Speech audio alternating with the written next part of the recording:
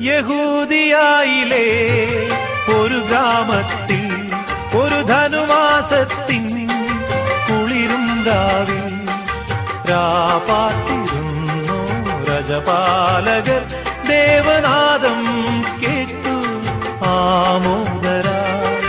വർണ്ണരാജികൾ വിടരും വാനിൽ വെള്ളിമേഘങ്ങൾ ഒഴുകും രാവിൽ താരക രാജകുമാരിയോടൊത്തന്നു തിങ്കൾ കലപാടി ഗ്ലോറിയ. അന്നു തിങ്കൾ കലപാടി ഗ്ലോറിയ.